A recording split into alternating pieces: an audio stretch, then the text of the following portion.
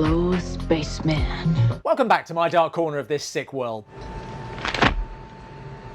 I'm impressed. Canadian action film The Vindicator gives us another entry in our catalogue of B-movie chat-up lines. Look, I'm going to show you something that might be very upsetting to you, but I think that you've got to see it. Scientists are messing around with a chimp. Make him clap his hands. Stick out his tongue. With this keyboard, we can virtually control his every movement. But that's not all. He's also got Bluetooth. Watch what happens when the robot touches him. Tonight on Dateline, touched by a robot. This is due to the Rage Response Activator. It switches on automatically whenever the monkey's hide is touched by anything or anyone.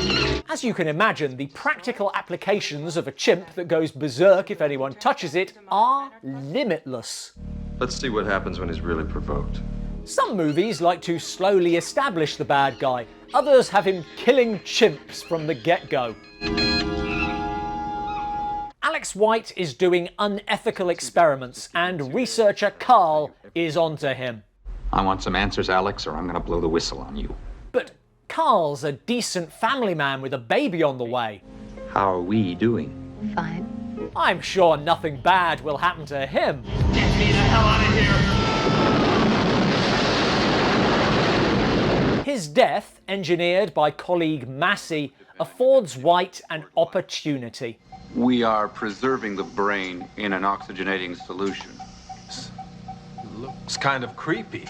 The floating corpse of your colleague? Surely not. Their plan is simple. A living human brain in an indestructible mechanical body. They just need a catchy name. Our experiment will be known as Project Frankenstein. The film's original title was Frankenstein 88.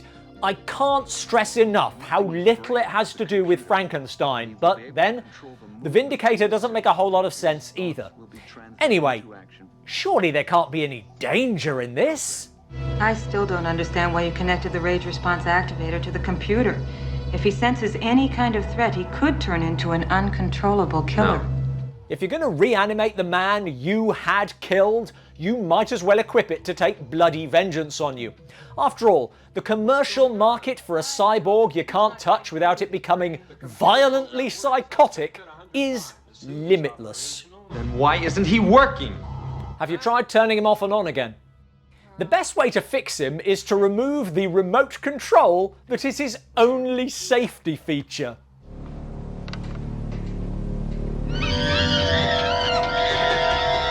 I can explain.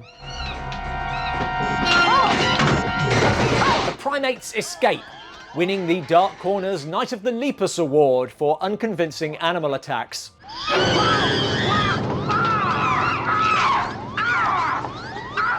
And the Vindicator is on the loose.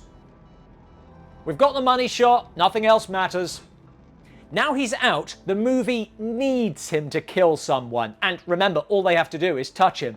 But he's the hero, so it has to be someone bad. Hey man, look at that dude over there!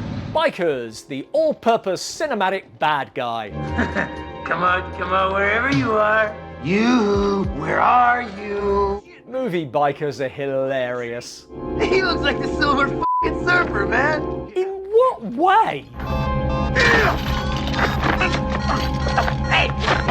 You've been vindicated. Doesn't work.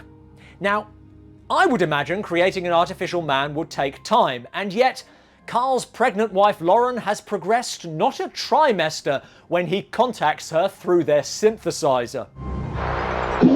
Find Bert. I need Bert. Could it be more 80s? White now contacts a hunter, conveniently named Hunter. Okay, White. Pam Grier is too good for this. And I've never, ever lost to a man. In search of revenge, Carl hunts down Massey. I got some thinking to do. So, listen, why don't you get lost? Whom he finds snorting cocaine with his young mistress while his goons guard the door.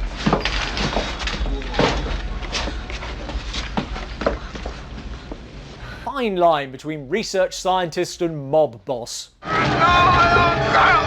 no! No, Carl! No, I saved your life, Carl! No!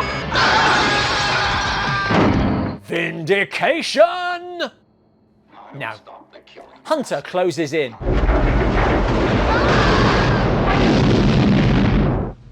That was no nutcase in a spacesuit. With her on his trail, Carl must be careful contacting Lauren. With a baby about to be born, and Carl married to Lauren, they must avoid a family torn, so should meet at the church in the morn. Feel like a code would have been more effective than a poem. Now, Lauren sees Carl for the first time, reacting as you would expect. What's happened to you? With mild curiosity. But of course, she can't touch him. No! Don't touch me! Carl, I won't. No! Tell the Monsignor I'll pay for the floor. Betrayed by a friend, Carl is captured and encased in resin. This is such a good solution, the movie struggles to find a way out.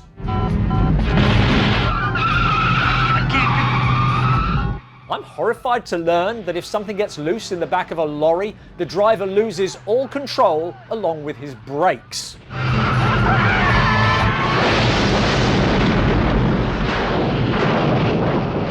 Lauren is captured and Carl must rescue her. Don't touch him! What happened, Carl? I thought I couldn't touch you. Yeah, that thought crossed my mind. I reprogrammed myself in the computer room. Didn't seem to be any hurry to rescue you, so I thought, why not eliminate a key plot point that has served no purpose whatsoever? What happened to Pam? You make such a mess. Don't! I hope in death she found vindication. This movie wins the Dark Corner's Princess Bride Award for... Do you keep using that word? I do not think it means what you think it means. You can't stop me, Carl. Carl faces off with White, now in a suit of his own. I wouldn't spend a second in eternity with you. Devastating burn. Boring fight, and it proves that the fuel line can be used to drown the suit's occupant. Seems unlikely, but who cares? Well, that wasn't too bad. Strongly disagree. One major question. Why would you take such a risk? You have so much to lose. Seriously, why? If I can control him, there's so much to gain. Yep, at every technology fair there's people going, never mind AI, where's the robot that will tear my head off if I so much as graze it? The demand is limitless. Well, I'm not quite sure. Thanks for watching. Please go berserk on the like button. Unbelievably, this film predates RoboCop. What other films feel like rip-offs and aren't? Let us know in the comments below. Let's get out of here.